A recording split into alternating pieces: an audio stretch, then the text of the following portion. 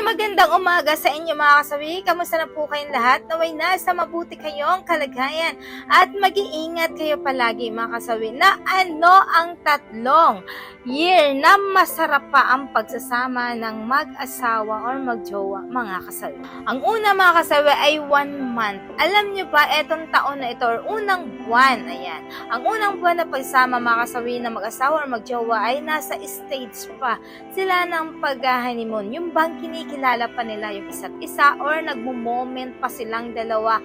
Kinawa at mag-jowa kapag ka eto yung first month nila na pagsasama, talagang ini-enjoy nila, kinikilig sila at talagang hindi sila mapaghihiwalay kasi eto yung pinakamasarap na buwan kapag ka nagsasama ang mag-jowa mga kasawi.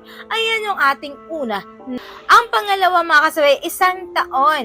Alam nyo ba ang mag-asawa pinakamasarap na talagang nagsasama sila ay unang taon mga kasawi. Andyan pa yung nagkikilandan kayo, andyan pa yung nagta-travel goal kayo, yung bang ina-expend nyo yung time sa isa't isa para magkasama.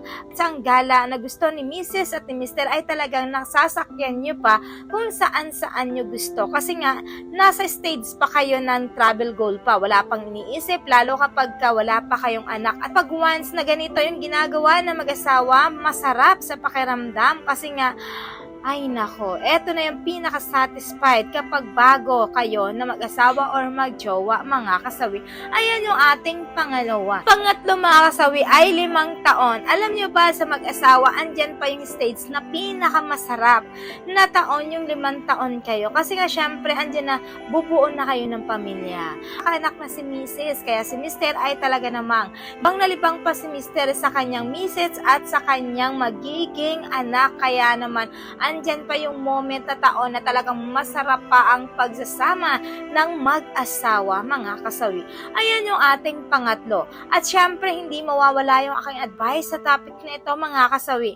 Alam nyo ba, sa parte na mag-asawa or mag-jowa, kapag once na ito ay bago pa lang, ayan, 1 month, 1 year, 5 year, alam nyo, andyan pa yung grabe yung kinikilig pa rin kayo sa isa't isa, yung bang ayaw nyo pa rin na mawala sa isa't isa at hindi kayo nagkakalayo, hindi nyo kaya na malayo sa inyong mga asawa, Mr. or mga Mrs. ninyo kasi andyan pa yung kinikilig kayo, andyan pa yung ayaw mo pa mawala yung Mrs. mo, ayaw mo mawala yung Mr. mo kasi andyan pa yung mga moment na talagang binibuild up ninyo na mag-asawa.